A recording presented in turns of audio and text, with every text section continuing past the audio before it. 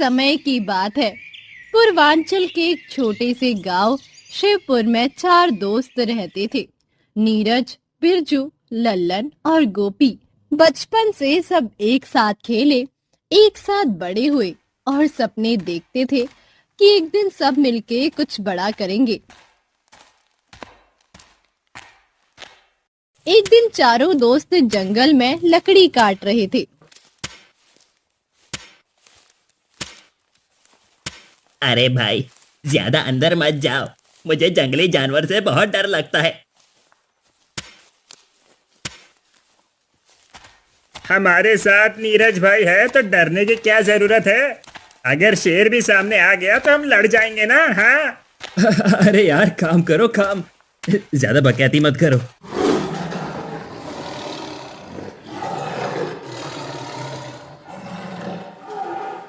तभी एक भूखा बाघ पेड़ के पीछे से निकल के सामने आ गया। आंखों में भूख, मुंह में बड़े बड़े दांत। अब चारों दोस्तों की हालत खराब हो गई। बाप रे बाप, भागो भागो रे भागो।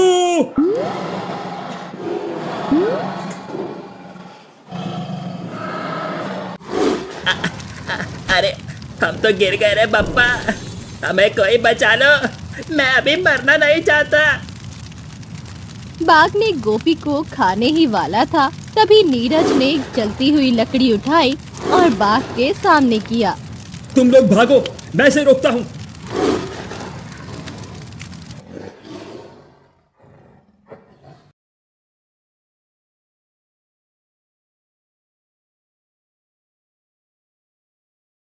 तू न होता ना नीरज भाई, तो हम तीनों की तो आज इसी जंगल में राम नाम सत्य हो जाता। नीरज भाई, तू सच में देवता है, देवता है।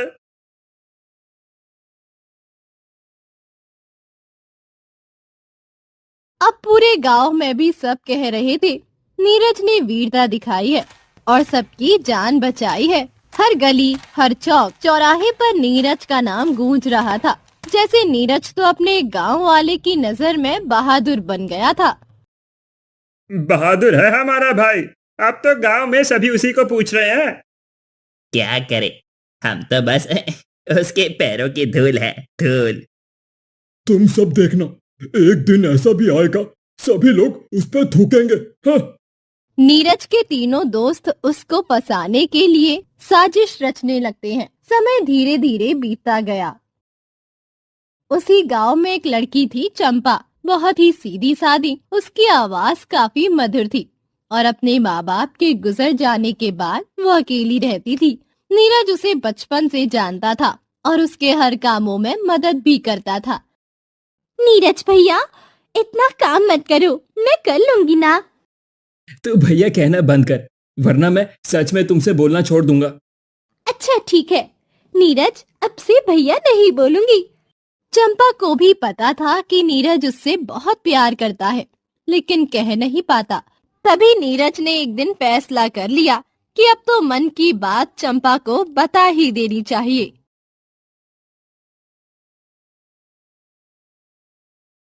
चंपा, एक बात बताऊं? हाँ हाँ बोलो। चंपा, अगर तू कहे तो जिंदगी भर के लिए तेरे बोझ उठाने के लिए तैयार हूं। क्या मुझे अपना बनाओगी? चंपा कुछ नहीं बोली, सिर्फ मुस्कुराई, पर उस मुस्कान में भी प्यार था और खामोशी भी। नीरज समझ गया कि जवाब हाँ है।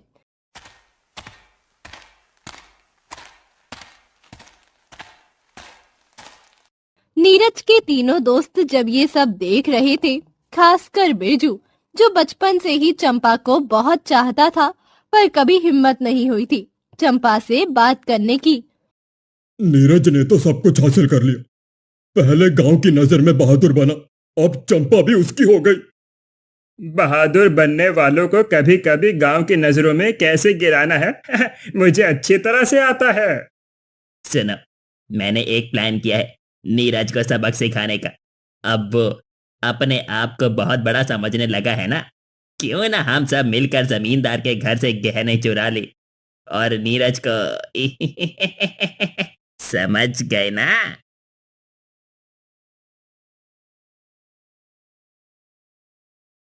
अगले दिन सुबह गांव में हलचल मच जाती है। जमींदार के घर से सोने की मूर्ति चोरी हो गई थी और सबसे बड़ा सबूत था एक छोटी सी मूर्तियाँ जो नीरज के घर से मिली। तभी वहाँ पंचायत बुलाई जाती है। ये देखिए मुखिया जी, हमारी लक्ष्मी की मूर्ति नीरज के घर में मिली है। यही चोर है। अब आप अपना फैसला सुनाइए। नीरज चोर? हमें तो भरोसा ही नहीं होता। पर सबूत तो देखो बिरजू भाई, सामने सबूत जो है।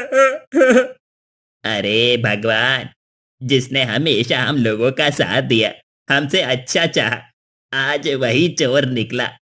मैं चोर नहीं हूँ और मुझे नहीं पता ये मूर्ति मेरे घर में कैसे आई। उसी वक्त एक छोटा सा लड़का भीड़ में से निकला जिसका नाम मुन्ना था। उसने सबके सामने सच बोल दिया। मुखिया जी, नीरज भैया चोर नहीं है, उसको फंसाया जा रहा है। मैं जब रात को अपने घर जा रहा था तभी देखा था। बिरजू, लल्लन और गोपी तीनों ने जमींदार के घर से मूर्ति चोरी करके जा रहे थे और नीरज भैया के घर में इन्हीं लोगों ने रखी होगी। हाँ। नहीं नहीं मुखिया जी, ये मुन्ना झूठ बोल रहा है। आखिर हम लोग ऐसा क्यों करेंगे? अपने ही दोस्त को क्यों फंसाएंगे? चुप, एकदम चुप। सुनो तुम तीनों, अगर फिर से ऐसी गलती तुम दोनों ने की तो गांव से बाहर निकाल दिया जाएगा। नीरज का प्यार चंपा के लिए दिन पर दिन बढ़ता जा रहा था। गांव के लोग भी कहने लगे थे, इनकी जोड़ी तो बिल्कुल राम सीता जैसी है। वहीं कुछ लोग इस प्यार से जलने वाले भी थे। वो कोई और नहीं, उसके ही दोस्त बिरजू, लल्लन और गोपी थे। अब नया जाल बिछाने की प्लानिंग करते हैं। चंपा का तो पूरा विश्वास बन गया है नीरज पे। अब उसका दिल तोड़ना पड़ेगा, तभी वो मेरी बन पाएगी। तो तोड़ते हैं ना, ऐसे कि वो नीरज से हमेशा के लिए नफरत करने लगे। एक बार फिर से चोरी करते हैं और इस बार होशियारी से। देखना होगा, चोरी का इल्जाम नीरज पर ही लगाएंगे और कह देंगे कि नीरज ने चंपा को उपहार देने के लिए गहने चुराए हैं। वो चंपा के प्रेम में बावला हो गया है। फिर से नीरज को फंसाने के लिए तीनों ने गांव के दुकानदार माधव जी के घर से कुछ सोना चुराया और रात में चंपा के आंगन के पास एक मिट्टी के घड़े में छुपा दिया। अरे हमारा सोना चोरी हो गया रे! कौन था? किसने किया? तीनों दोस्तों ने झूठी गवाही देनी शुरू की। हमने अपनी आंखों से देखा, नीरज रात में चंपा के घर के पास घूम रहा था। उसने कहा था चंपा को कुछ देना है। लगता है उसी को उपहार में देने के लिए आपके घर से ये सब किया होगा। अरे ओ चंपा के प्रेम में अंधा हो गया है वो अंधा। अब उसको उपहार देने के लिए चोरी करना लगा। छी, चोर बन गया। गांव में लोगों की भीड़ इतनी बढ़ गई कि मुखिया जी भी माधव के घर के पास चले आते हैं। क्यों? क्या हुआ माधव? इतनी जोर जोर से क्यों शोर मचा रही हो? क्या हुआ है?